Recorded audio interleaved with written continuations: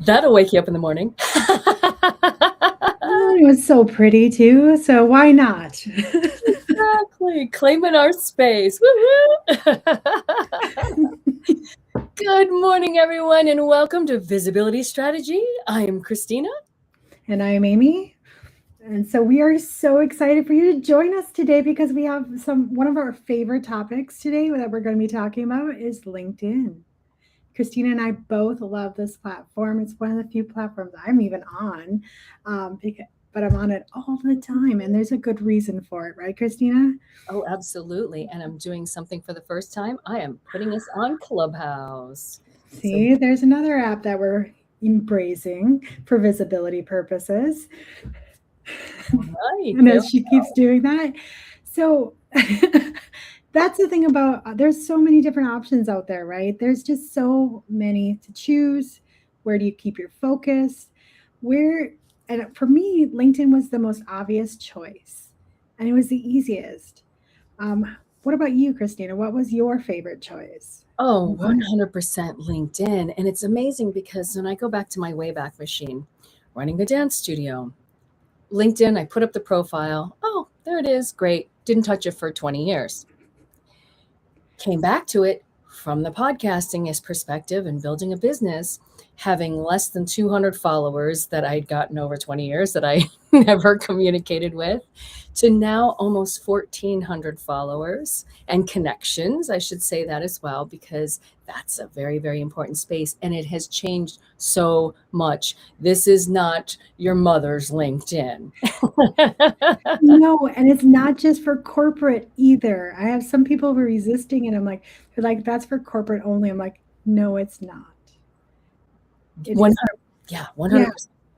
it's for everybody today. It's for artists, it's for playwright, it's for the entrepreneur, it's for the employee that just wants to expand their network. It's for everybody that is needing a network, basically. That is truly who it is.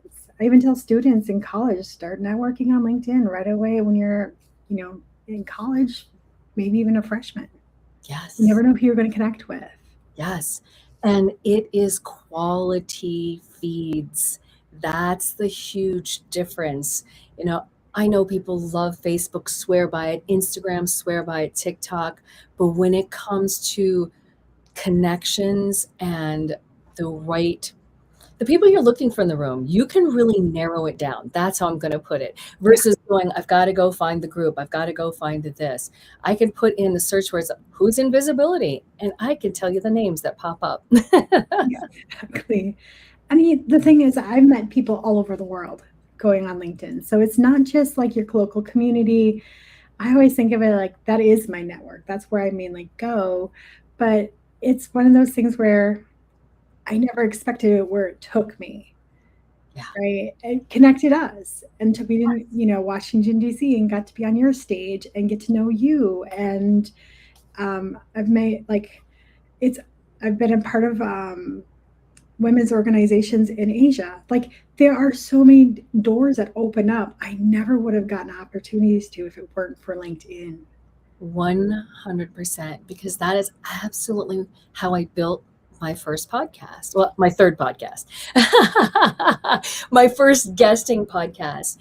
After I tapped out all my friends and family, I'm like, okay, I need to find some other people who want to be on a podcast. And what was really interesting is the women who joined, they were in the same place as I was in their journey of starting their businesses or refocusing or rebranding. So it was really neat to find that piece of saying, oh, wow, I see what you're doing. Yeah, let's do this. Let's share and let's get on that and let's connect. And one of the things and one of the strategies I like for LinkedIn is when somebody wants to connect, I don't just hit the connect button and connect. I send a message. I take a moment. I look at their profile, one, to make sure they're a person and not AI. Mm-hmm.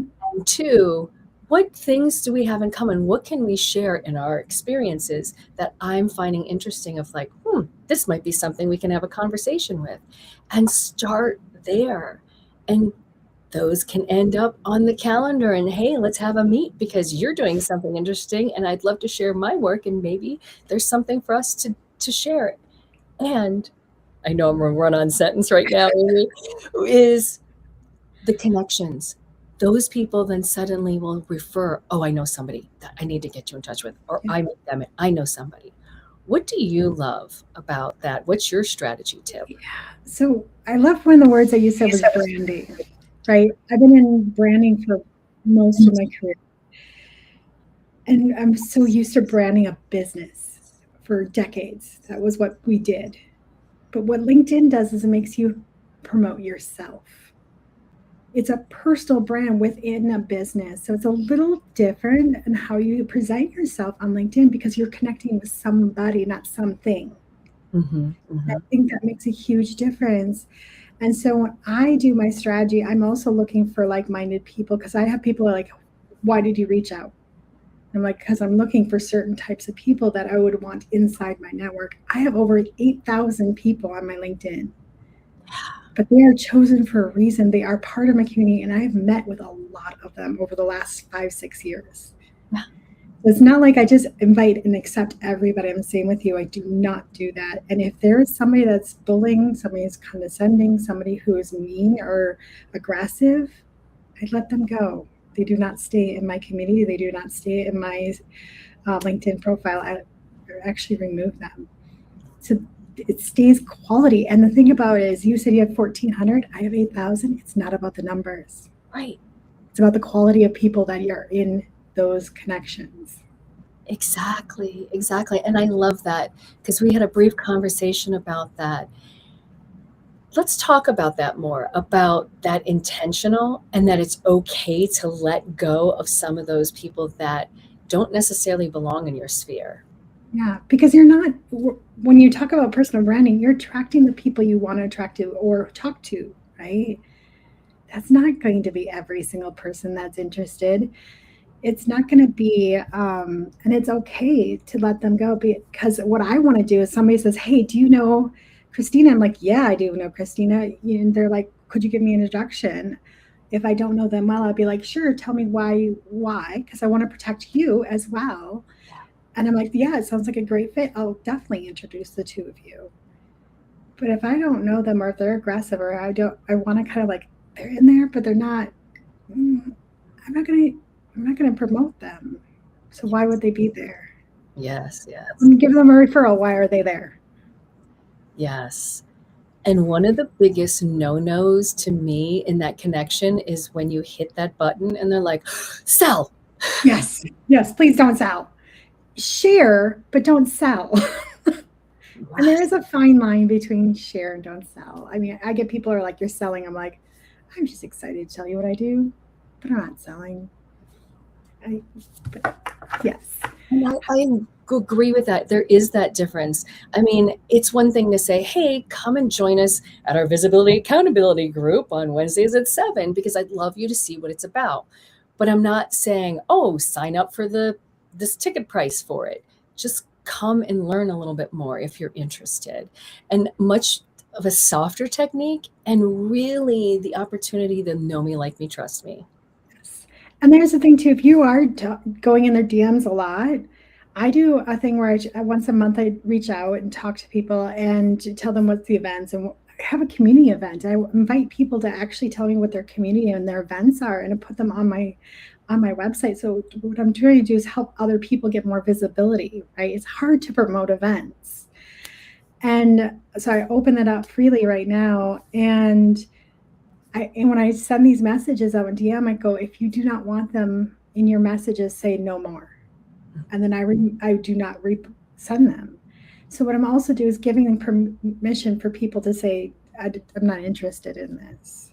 Yes. So it's still a conversation. You want to give people an opportunity to express themselves or say no or say yes, and it's okay. Yeah.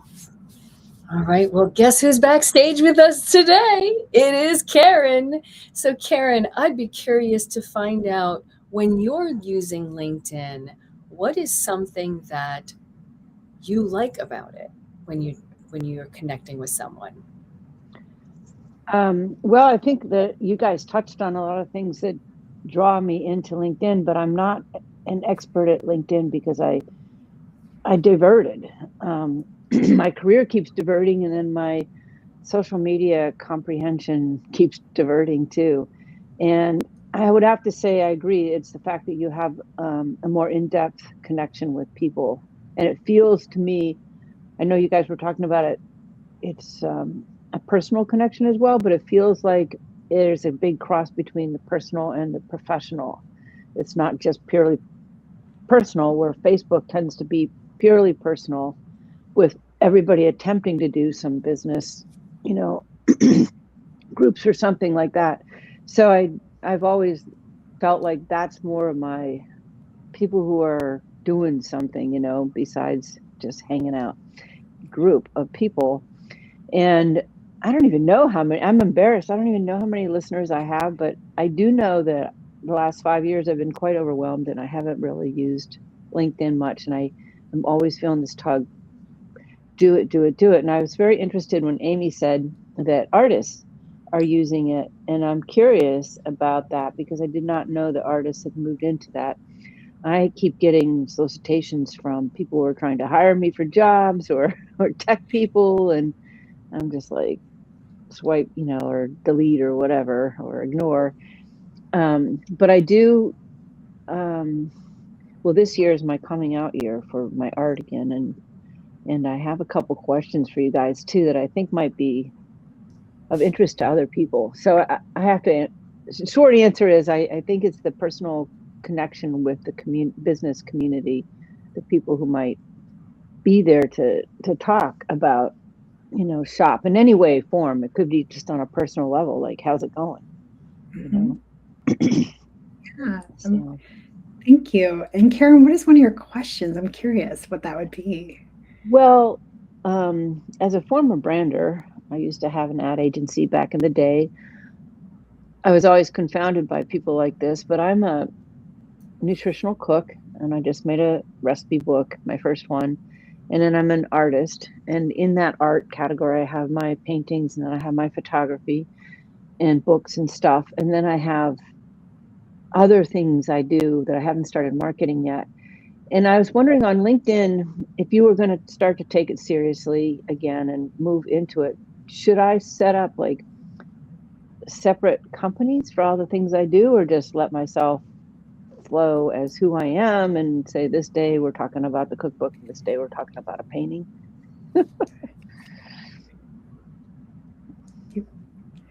My personal choice would be just to be you, right? Because Yay. I mean, you could otherwise you're really fragmenting their focus, right? I'm putting all these different businesses out there, and really, it's all about a personal you, and it's your collective creativity, right? And so, why not just show up for who you are? And it's more about LinkedIn when I post things. If it's more about what I believe in, or like like the messages I send. Mm-hmm. I have, what I'm working on. And so I'm not really defining one specific thing. I might focus on one thing on a video or something like that, but it's not like I need to fragment all the different aspects of myself. Oh, Because that's that's awesome. Well, that's what I was thinking is like, because back in the day we used to say, well, if you're selling a cookbook and you're selling a painting, you don't belong in the same category. But honestly, it's just me. yeah. It's my artistic expression, it's my knowledge, it's my wisdom, and I don't fragment my own life. So marketing myself in a fragmented way doesn't make any sense to me either. So I'm glad glad to have that answer from you. Yeah, and I think of food as just a creative way. I mean, a cookbook's a creative way to express food. Yeah, It's absolutely. still in that creative world, right? So everything you do is in a creative expression. Right. And it also is in this visionary expression that I do see myself as like someone who's putting stuff out there that is got a different, like a more multi-dimensional aspect to it. So even if I'm going to make a recipe book, there's a spiritual and wellness aspect to it. So Mhm. I don't know. It's all me. It's all my creative expression, and I'm glad for that answer. Yeah, What do you and think? Yeah, if I might interject on that as well. The side where you have like if you put like, oh, I wrote this book or this business, you have that side page that you can use. So that's what I do with my podcasts. Women Getting Visible has its own page. Women's Health, Wealth, and Happiness has its own page. So I'll post over there and then I'll just repost back on my stream. That's the way that I keep it separated so that you're still seeing all the things that I'm doing. But if you're specifically interested in the Women Getting Visible, you can go to that page and follow me there.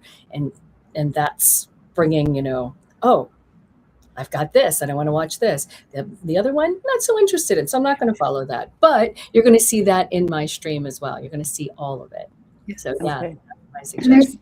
And there's a beautiful section, for featured areas. Is that what it's called again? I'm going blank on it. But there's different ways to take certain things to the top of your page too, so that if there's something you're promoting or you really want to have people see your cookbook, you can do different things on LinkedIn to have things be a focus. And a lot of people kind of they put the information out there and then some people put their headers up, there's a lot more to it than the basics, but the basics are really what need to be well thought through, if that makes sense. Your about section is really important, and it really should reflect on who you are as a person within the context of what you're doing. Mm-hmm. Yes. And with that, that's part of the strategies things that we're talking about. So it's time for that mid-show. Share your story, own your name, step in the light, ignite your flame, show up, shine out, it's time to be heard, flip fear into power with every word, visibility, accountability, we write a wild new legacy.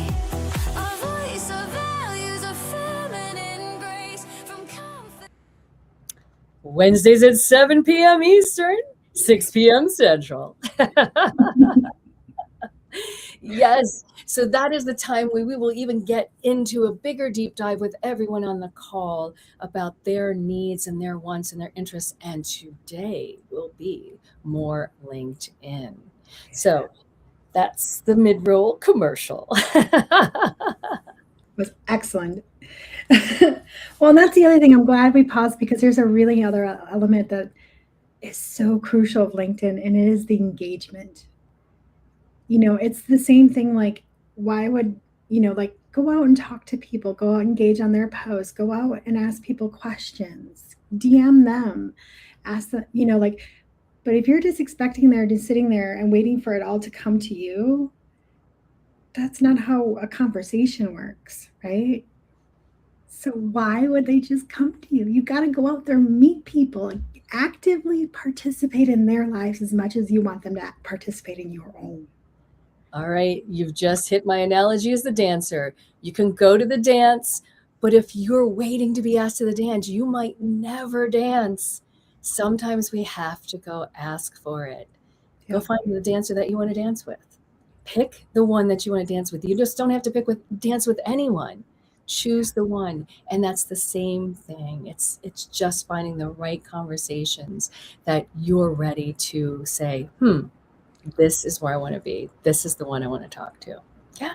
And there are so many ways and strategies on how to do that and how to make it more efficient.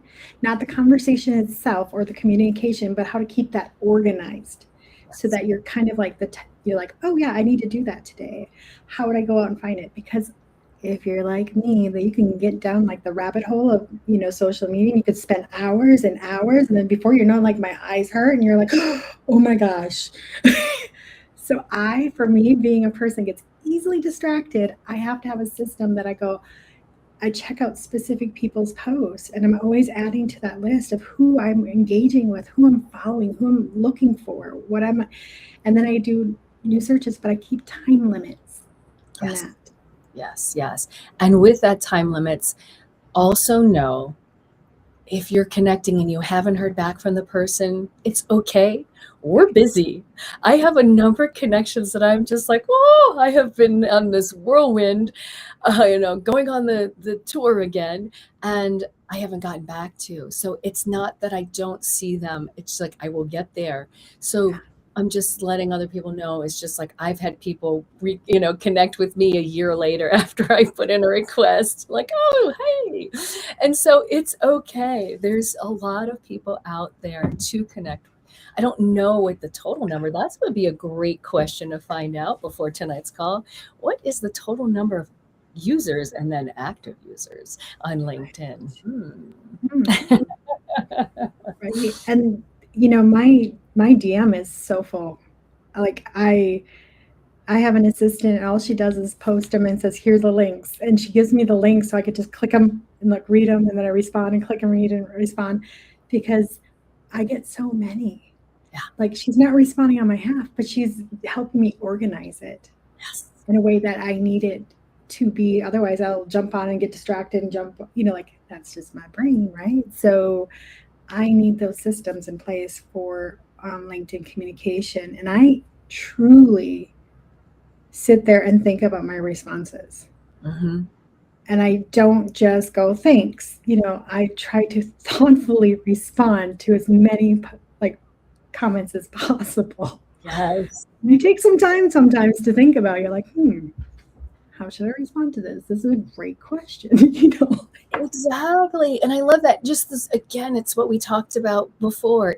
Our words matter. So taking a moment to be intentional. I love the way that I write. The first thought comes out and I've got to get that out.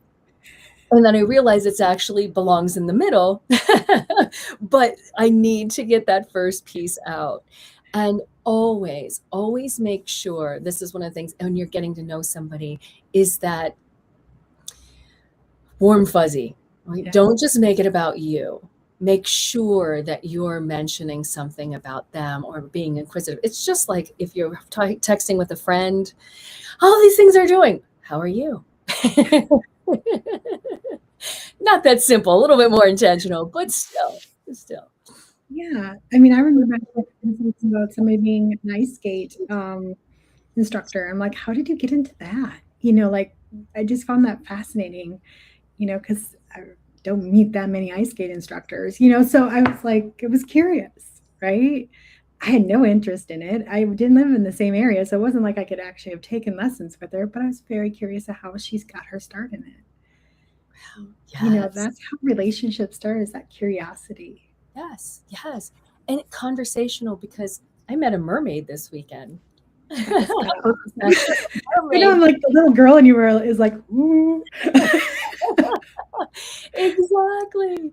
And it's amazing because, we talked about how people approach her as a mermaid online and how she has to immediately be on the defensive.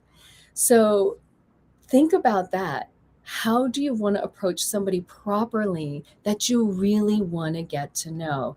And just like you said, it's not like I want to become a mermaid, but I'm interested in how did you become a mermaid? That's fascinating. Yeah, like what does the costume look like? How does it feel to, that's honestly one of my most curious. I'm like, what does it feel like to wear that? Because for me, I'm like, the idea of having my leg strapped sounds scary as hell. So I'm just so impressed that they can do it. But those are the things you may not want to lead with those kind of questions, but it might be like the second or third time you engage with somebody, that might be appropriate to ask, right? But I would never lead like, what does it feel like to wear that outfit? That's a little bit too personal in the beginning. Yes. Yeah, I agree. So let's bring our guest on today in the back room, Karen, and find out, do you have any strategies when you reach out to somebody on social media? Actually, it's interesting. It's a very interesting question because I often think of myself as a introvert, but I'm not really an introvert. I'm like have this sort of spiritual interest in others. And it's taken me a long time to start to become comfortable with that conversation, because I'm not so much interested in why they became a mermaid, but I'm more interested in what doors has that opened for you? Like what does it feel like, or how does that like really shift your life to actually behave like a mermaid, because getting into that whole psychology of being a mermaid is far more interesting to me. So I was thinking that maybe I'm not an introvert, maybe I'm just, my interests are on that other level that is not typical of small chat, because I'm like, I don't care where you're from.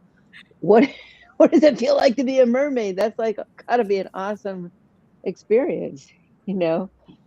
And I think And how did you, like spiritually, how did you get there? I mean, how do you like, anyway, that's yeah, and interesting. I think it brings that full circle is each of us have different questions that we would ask someone, and what that person is getting out of that conversation is going to be completely different. They may see a connection that we didn't see in the beginning to say, oh, well, I've got this to share with you. And for me, it might be, that's so fascinating. Would you like to be on a podcast? Yeah. And Yeah. I think Karen brings up a good point. We do have different questions, and sometimes mine are more like yours, Karen. Sometimes it's very, very logical. But sometimes I always position myself on like why I'm asking the question too. Like, like for you, you're like, I'm an energy, I'm in energy. I'm really, this is why I would ask this question. Because then they understand where you're coming from when it could be a sensitive question like that. Yeah. Because there's people that come at it, and here's the other thing. I remember teaching my niece about texting and go, you can't hear tone in words. All we can do is read it and how we're feeling that day at that moment, and interpreting how we interpret it, not how they intended it necessarily, because it's our energy that we're reading actually in the moment.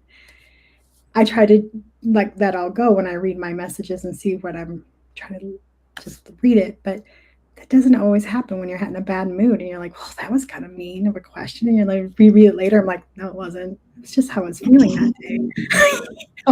So it's one of those things too, is like when we talk about communication, and it's one thing I work on really hard is if I'm cautious about it, I'll step back and I'll come back to it again and be like, reread it and go, yep, it's good. And I'll send it. So That's a really good reminder, because if I send something out right away, once I've read it, it's like people will call me and like, you missed a couple words in the middle of that sentence. And I'm like, I know, because I'm thinking so fast, or my channeling is coming through so fast. I don't really, it's there in my head, but it's not there on writing. So yeah. And tonally too, because there are lots of times when you feel like just the act of writing helps you get it out of your head and onto paper, but you don't necessarily need to send it till you've gone back and had a big pause, and the emotions have tempered down. And but LinkedIn doesn't seem like a place where you send knee-jerk responses. I'm sure, Christine, you've got them too, are very rude responses, are very pointed, and you're like, okay. And you're like, how do I respond to this? And I always respond with kindness, always. Yes. But there are moments where I'm like, I gotta pause, let this go, and try to figure out the right appropriate way to do this so it shuts it down and it doesn't escalate it. And some people just, you're like, they're trying to escalate something, and you're like, okay, no. It's interesting from a spiritual standpoint, because I've several times asked, when I'm doing something I don't feel comfortable with exposing to people, not so much that I don't believe in what I'm doing, but I feel like it's on the edges of what's acceptable out there, as far as on a multidimensional level, not like risque or anything. And I put out there an intention that anybody this message is not for can't see it. And then I haven't had, that kind of intention stops the people that aren't meant to see that, or aren't meant to understand it, or can't understand it, because when you're putting something out there, it's your truth, doesn't necessarily resonate with everyone else. And if those people aren't, you know, how many messages you fly right by because you get them bombarded all day long. You know, it just flies right by those people, hopefully. But it's an interesting way to put stuff out there because I'm crushed when somebody says something to try and put me down. And so I just sent the intention that all those people that aren't meant for this, they don't see Right. it. And I know that's a big fear of a lot of people, right? That they're going to Yeah. put something out there so personal that they're going to get ridiculed. What Yeah. what experience have you had, Christina, with this kind of concept? You know, I'll be honest with you. It has really only been on other social media. I have not dealt with it on LinkedIn. No. Everything has been kind. The only thing is the straight to sell. Yeah. And that's the only one that I find offensive. Yeah, I would say it's so small with the DMs. I think out of thousands, it might have been like 5. Oh, So that's it's good. so small. But yeah. Yeah, terrific. Thank you, Karen, for joining us again today. And Amy, any last words about this is not your mother's LinkedIn?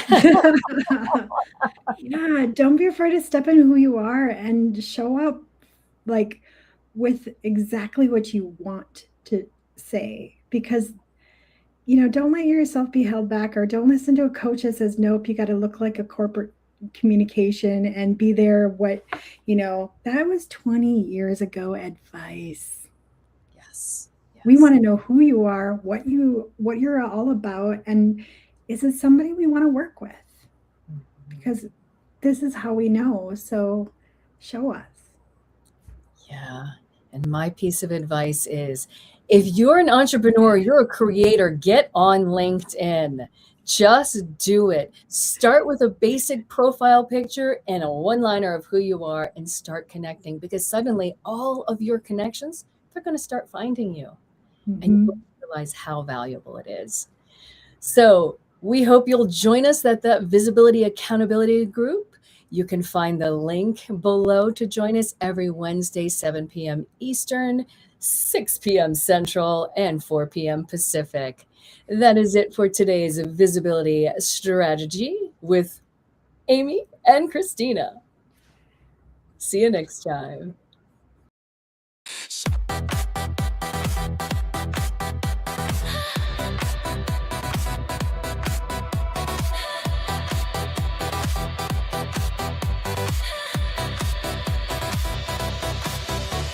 Share your story, own your name, step in the light, ignite your flame, show up, shine out, it's time to be heard, flip fear into power with every word, visibility.